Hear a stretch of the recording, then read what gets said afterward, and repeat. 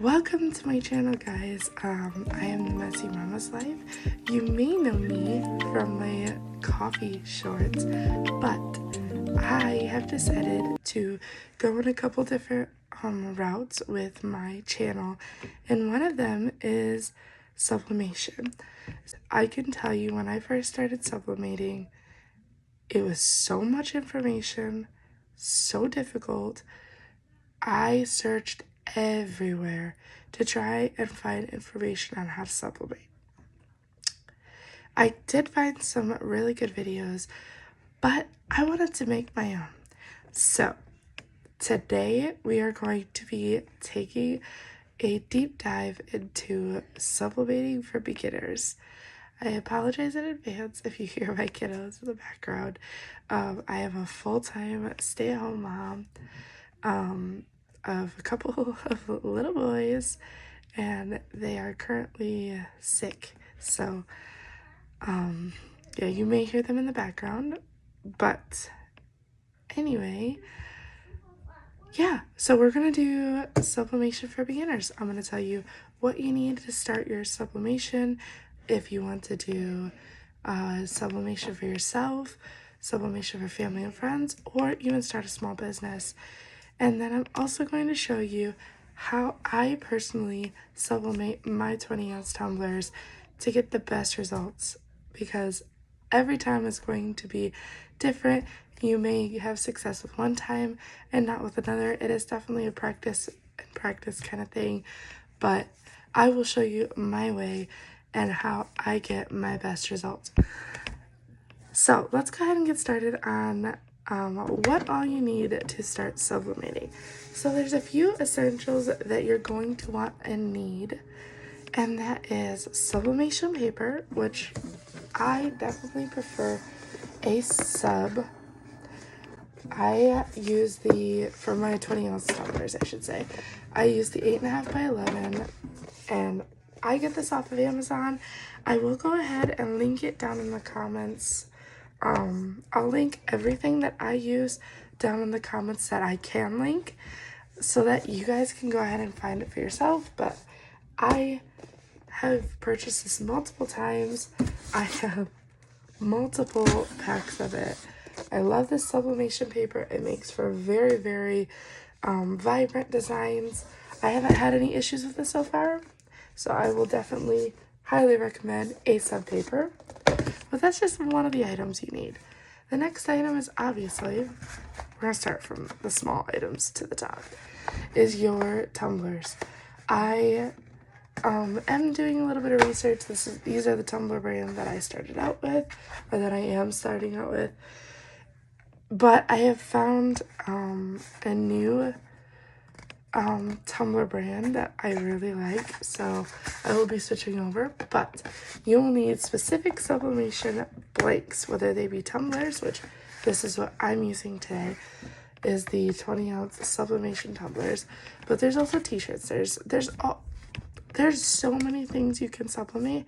Literally go on Amazon or Google and type in sublimation blanks, and you'll get all the stuff that you can sublimate on. But yeah, that's another thing that you'll need, is a sublimation blank. Next, you'll need heat-resistant tape. I, again, got this off of Amazon. A lot of people don't like the yellow tape. I haven't had an issue with it, but they also have blue tape that you can get. I also got this nifty little tape dispenser. It pre-cuts the tape. I really like it. Again, I'll link the stuff in the comments, so you guys can take a look at it. Next, you need something to cut your sublimation paper with. I just bought this off of Amazon again. I bought most of my stuff. Actually, I think I bought everything off of Amazon, but I just got this. I do plan on purchasing a new one, because this one seems to continuously be dull. So I don't like that, but you'll need something to cut your sublimation paper with. And then we're going to get into the big items you're going to need. So hang on and I'll show you what I mean. So first and foremost, you're obviously going to need some sort of printer. I chose the Epson Eco Tank because I really liked this as a more affordable option than the sawgrass, but you can get that one. So another important thing to remember is when you purchase your Epson Eco Tank, you are not going to get sublimation ink with the printer. You are going to get normal ink. What I suggest is just tossing that in the trash or giving it to somebody else, because you cannot use normal ink in your sublimation printer. Once you buy your Epson Eco Tank and convert it with sublimation ink, which I use the Hippo brand. Again, I will link it in the comments. I bought it off of Amazon. I chose to buy very big bottles, and it's lasting me a long time. So I highly recommend the big bottles, by the way, if you're doing like a small business. But I digress. Once you convert your Epson Eco Tank to a sublimation printer, you cannot go back easily.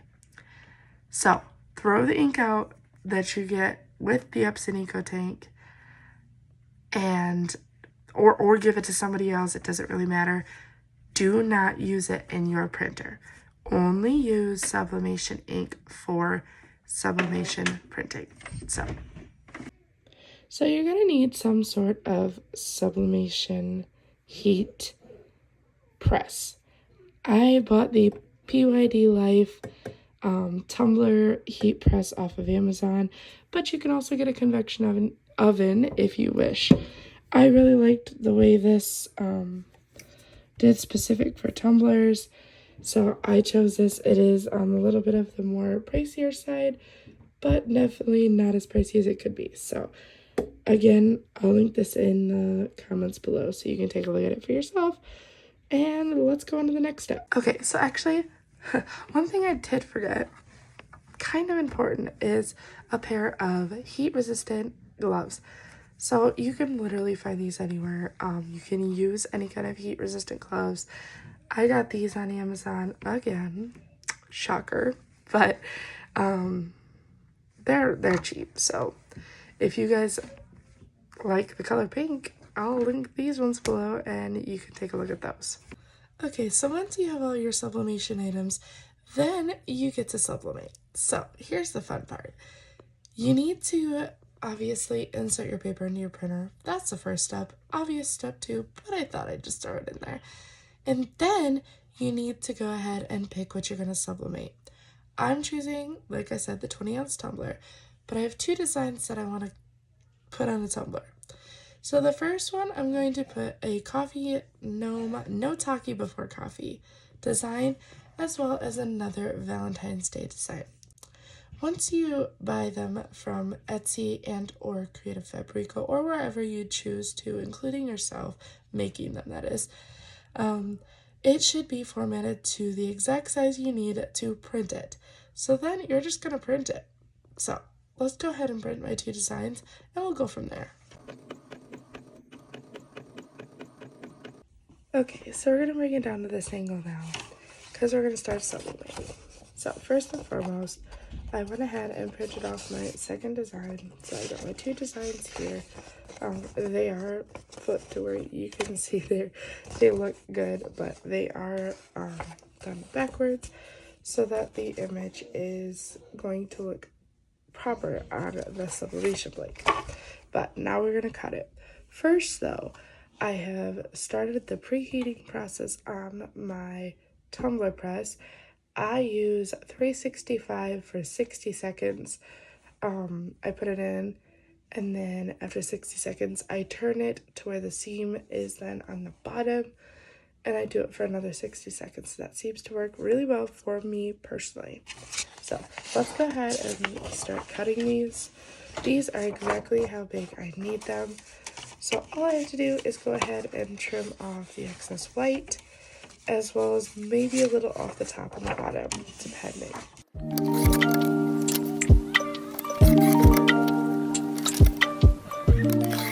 Okay, so I first flip my tumbler upside down, and then I will apply my paper upside down as well.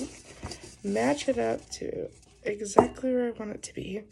Make sure the top and the bottom are covered, and then you're going to very tightly wrap your paper with the tape around the tumbler.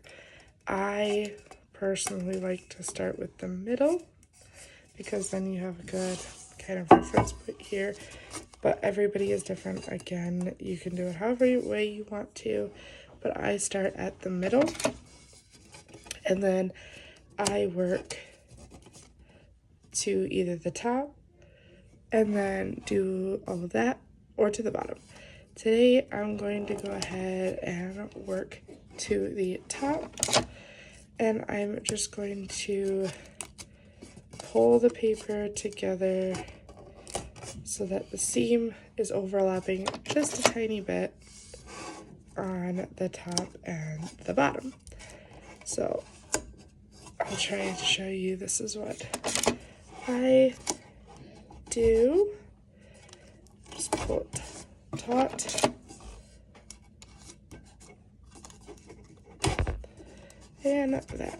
So then it looks a little bit like this with some more tape, and I then go ahead and apply it down the seam. So I'm gonna go ahead and do that now. Okay, so that's what it looks like after I apply all that. I then take a pencil. Doesn't matter if it's sharp or not. I usually try not to do a sharp pencil, but this one is sharpened, so we'll just use this. And then I run it down this seam to make sure all of the bubbles are completely out. It's probably kind of hard to see. I don't have the greatest of lighting at the moment. I need to buy a better ring light and a better camera holder, but for right now, that's what I got to work with. So I just go ahead and go down the seam to where there's no bubbles.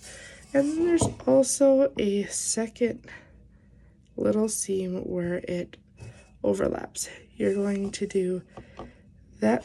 You know, I'm going to find a pencil that isn't sharpened because I don't like pencil lines. So then you're going to take this, find the seam, and go down that. And I will tell you this much. It's going to take a little while. I've been doing this for months now, and I still struggle with getting perfect tumblers. So if you don't get a perfect tumbler right away, keep trying, keep going. You can also, you know, if you have a tumbler that doesn't turn out too well, use it yourself. Don't waste it. Or put a really dark design over top of it, cover up, and use it for yourself. So don't be too discouraged if you don't get one that looks great. One of these possibly could turn out terrible. I don't know. Let's see. Now that I have that one done, I'm going to go ahead and do the other one, and then I'll come back and we'll go ahead and put them in the tumbler press.